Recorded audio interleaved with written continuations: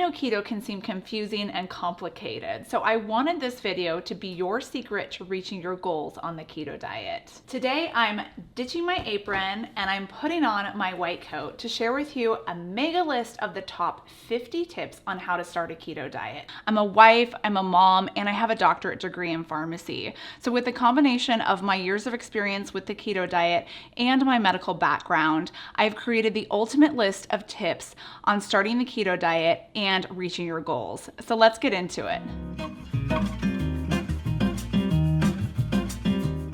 First, you got to understand what a ketogenic diet is before you can eat this way. So a keto diet is a very low carb, high fat diet where the body starts to use ketones for energy in the absence of glucose and insulin. And ketones are just a different energy source compared to glucose. I think it's better energy source, especially for weight loss and if you're trying to decrease inflammation and overall health. Glucose is a source of energy, but when you consume too much of it or you just have these carb heavy foods, you spike up your insulin way too much and way too often, which can cause weight gain and lead to health conditions over time. On a ketone diet, we're not consuming large amounts of carbs, so the body doesn't see a lot of glucose, therefore it doesn't get an insulin spike. The liver starts producing ketones for fuel instead, which is derived from fat, and then we go into fat burning mode. And number 2, eat the right food. So focus on meats and natural sources of fats and oils, green leafy vegetables, avocados, berries, you can have those in moderation. High-fat dairy, you could eat that in moderation too. And nuts and seeds, also in moderation.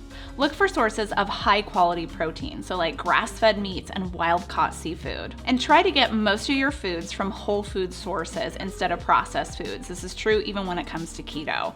This will give you the most nutrition.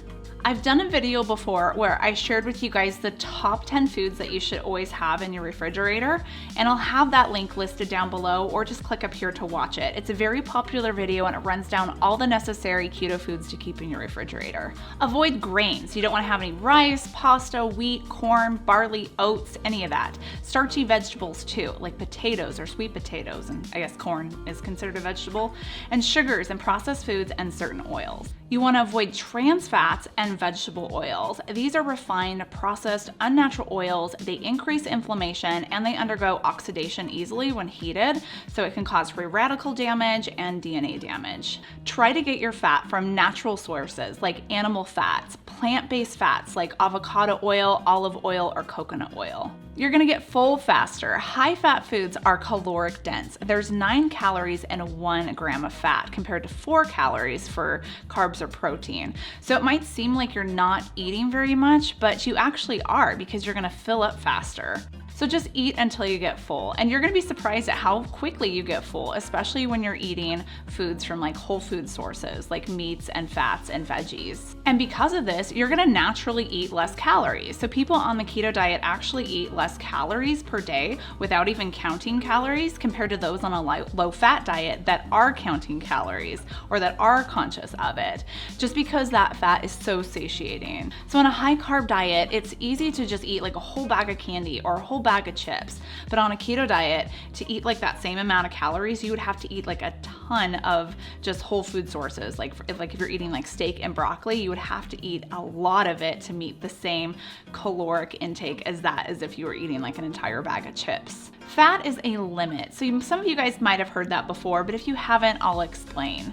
So on the keto diet, if you get your macros calculated, around 70 to 75% of your calories are gonna be from fat. But remember, fat is caloric dense and it's very, very satiating. So if you aren't hungry, then don't push it. Like don't eat more fat just to meet your macro goal, because then you're gonna end up overeating when you probably didn't need that many calories to begin with. So just listen to your body, because there's no point in eating excess fat if you don't need to. Because remember, we want to burn our body fat for fuel instead of the fat that we get from our diet. So don't overeat fat. And it's pretty hard to do so because fat is so satiating, but don't overeat it just to try and get the exact macro goal. Eat fat and protein to help keep you full longer. So just make sure each meal has protein and fat in it. On the keto diet, you want to eat a moderate amount of protein. So you're just kind of eating enough to replace muscle turnover, to keep the body going, and to help build muscle if you're working out. Most experts recommend that you consume 0.8 to all the way up to like 1.5 grams of protein per pound of lean body weight that you have. So obviously the higher amount of protein that you eat, that'd be more for somebody that's working out all the time. Keep your net carbs under 20 grams. Some can get away with some more, but ideally less than 20 grams. Also, only track net carbs. I don't think it's necessary to track total carbs unless you find that you're stalling, or if you're so insulin resistant that really any sort of carbohydrate is increasing your insulin levels. But at this point, you should really consult a doctor anyway. And when it comes to consuming carbs, try to only get them from natural food sources. So like fruits and vegetables or whole nuts. It's okay to have some carbs from other sources, like if you're having keto treats and maybe some processed keto foods, but just have those in moderation. Not all carbs are created equal, even when it comes to keto foods. Some keto processed foods might say that they're low in carb, or that they're keto approved, but because of their high level of refinement, it's easy to go overboard with them on the keto diet. Do your research, watch videos, read books, find out all the information you can before starting a keto diet. This is gonna help you transition and make it so that you're not making mistakes or messing up and maybe eating something that you shouldn't be eating. Being well researched and understanding what the keto diet is also gonna help you avoid the keto flu. So if you haven't heard that before, keto flu is just where you're transitioning between burning ketones and burning glucose, and your electrolytes can tend to get low too. So you're fatigued and you have headaches, you might be dizzy, you might be moody. So there's ways that you can avoid that, and that's by keeping your hydration up and supplementing with electrolytes. Most of the keto flu is caused by a lack of insulin signals to the kidney, since we're not consuming glucose anymore. And normally those signals tell the kidneys to hold on to salt or reabsorb salt. But when you're on the keto diet, it actually flushes out. So that's why you have to make sure that you're getting adequate amounts of all of your electrolytes, like sodium, potassium, and magnesium. Take supplements. I think on any diet, you should really be taking supplements just to make sure that you're getting the proper vitamins and mineral replacement, especially if you're not eating organic or consuming grass-fed or wild-caught meats. As a pharmacist, I like recommending the right kind of high-quality supplements to meet individual needs. I discovered a supplement company around a month ago that does all that for you. That company is called KetoFocus, and they kindly sponsored this video. KetoFocus products are formulated with good-for-you clean ingredients that are backed by science. When you visit their website, you take an online quiz that asks you questions about your diet, lifestyle, health concerns to help you address your specific wellness goals. KetoFocus will give you a custom recommended supplement regimen based on your specific needs and ship it to you once a month. Whether you're looking for more energy, immune system support, help with adapting to stress in a helpful way, maybe better digestion or muscle recovery, KetoFocus will design vitamins and supplements to help you suit whatever your body needs. For my order, I told KetoFocus that I needed more energy and I needed help with relieving stress because I'm a mom and I work full time. So KetoFocus recommended a B complex to help support energy and rhodiola to help with energy and stress support. They also recommended a D vitamin supplement based off of where I lived in the world because I don't have enough sun exposure, hence I'm not getting enough vitamin D made.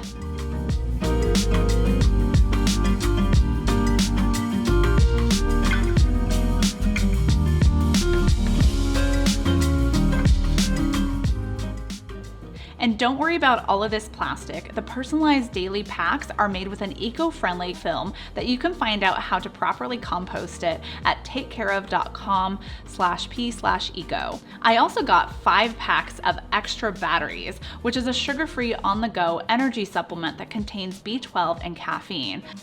KetoFocus takes the guessing game out of figuring out what supplements to take. And it's a great way to start off your day and the new year by getting on a healthy supplement regimen. Take the quiz using the link down below to see what vitamins and supplements KetoFocus recommends for you and get 50% off your first order with my promo code KETO50. Watch for hidden carbs in food. Some foods can contain around 1 or 2 extra grams of sugar in them. It might be okay if you're just consuming a little bit, but it's easy to go overboard with it And plus, you never know, it could be triggering a sugar craving, especially with somebody just starting out or if you're severely insulin resistant. Don't go overboard on sauces either. So like ketchup, barbecue sauce, soy sauce, some salad dressings, they all tend to have like 1 or 2 grams of carbs or sugar per serving. So once again, it's easy to go overboard on it and we'll use a little bit too much.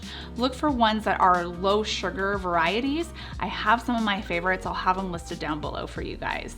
Limit the keto desserts because they might lead to more cravings and they just are unnecessary calories. It's okay to have them every once in a while, especially if you're starting out or if there are certain social situations where you're missing a keto treat, then have it then, but just don't have them all the time. Also, if you're gonna have a keto dessert, try and just find single serve keto desserts or keto dessert recipes. I have some of them. I've made some of them before on my channel. I'll have them listed down below for you guys. These are great because you're not gonna have a bunch of keto desserts lying around.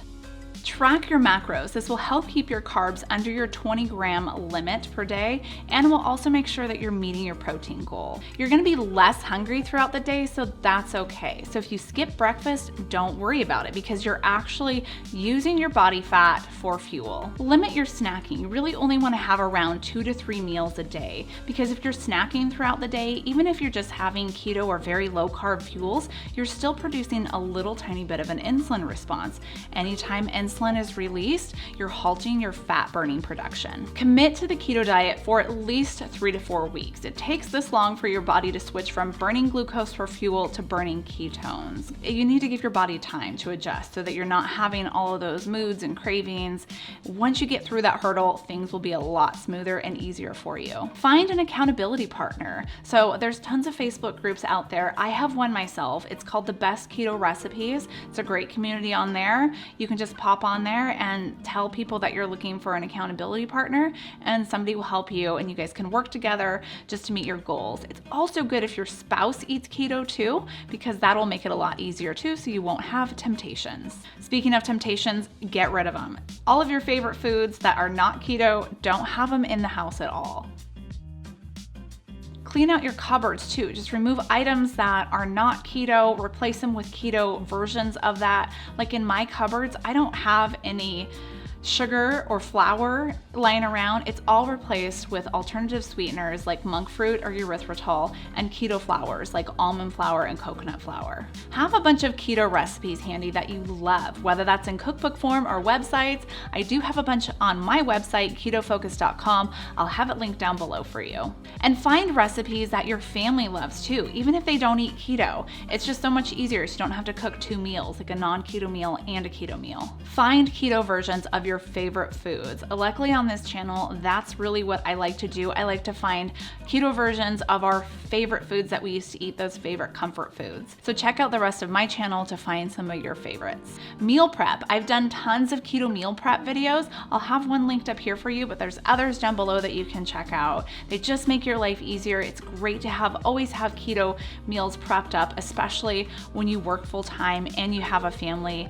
You don't want to resort to having like fast food or falling off your diet. Batch cooking too is key. So make up a bunch of stuff. So make up a bunch of chicken thighs or a bunch of ground beef, some taco meat, so that you always have it on hand. So if moments notice you're starving and you haven't prepared anything, you know you got those chicken thighs in the fridge that you could heat up, mix it in with some vegetables, and you have a complete meal. If you're going out to eat at a restaurant, scan the menu ahead of time just to make sure that you can figure out what items that you want to have.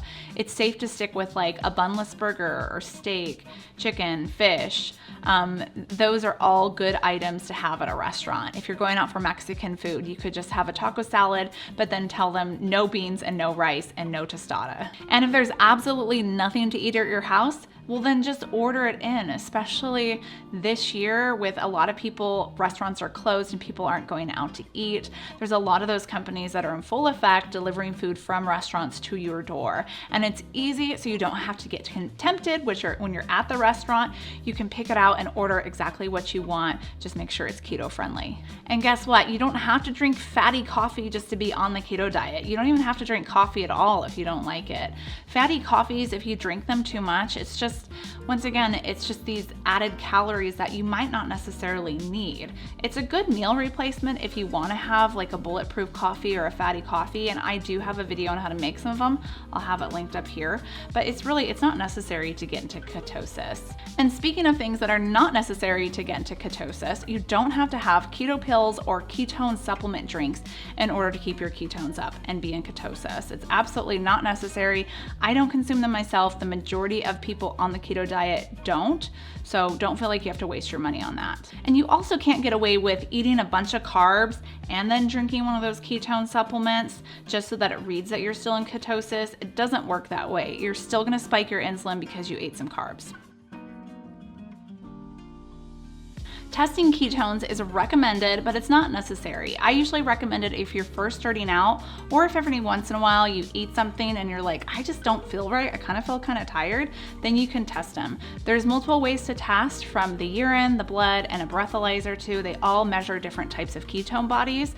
The most reliable one, of course, is a blood test, but if you're just starting out and want something cheap, just do a urine test. They're called keto sticks or ketone test strips, in case you're wondering, and they're available at the majority of pharmacies. Try not to cheat, because you will be miserable once you do. You'll be physically ill. And if you do cheat, one meal really isn't gonna make you gain up all your weight back, but if you have like 7 cheat meals in between trying to go back on the keto diet, you will gain back your weight. Exercise. A lot of people say that it's not necessary to lose weight on the keto diet, but it doesn't mean that you should completely not do it. Exercise has so many benefits, from cardiovascular endurance to just like muscle and bone health too. So don't forgo exercise. I recommend it. You should be moving every single day, whether that's just walking or doing resistance training. Get sleep, especially in the beginning when you're trying to keto adapt. Your body needs that extra rest in order to switch over. Once you're fully keto adapted, you probably will notice that you don't need as much sleep as you used to. Limit alcohol. Every time you drink alcohol, your body stops from burning fat for fuel into processing that alcohol, trying to get rid of it immediately because it sees it as a toxin. So if you are gonna drink, it's probably best not to drink alcohol along with eating food, because it's going to process that alcohol and then store that fat, all those calories that you ate from your food, as body fat.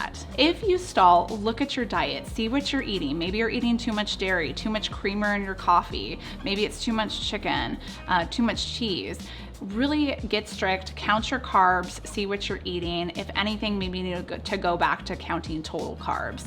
And the final and probably the most important tip on how you can start a keto diet is to change your mindset. You need to realize that the food that you eat, that you're putting into your body, helps determine the health of your body and for overall optimum performance. So if you want to put in the best fuel source, that is going to be eating a high-fat, low-carb diet. So you're getting those ketones, because with this, you're going to have optimum energy, mental ability, and decreased inflammation, as well as disease prevention.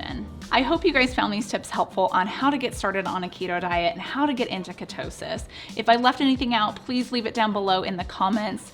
Don't forget to subscribe to my channel and hit the notification bell so you get notified every time I post a new video and a new recipe. See you later. Bye.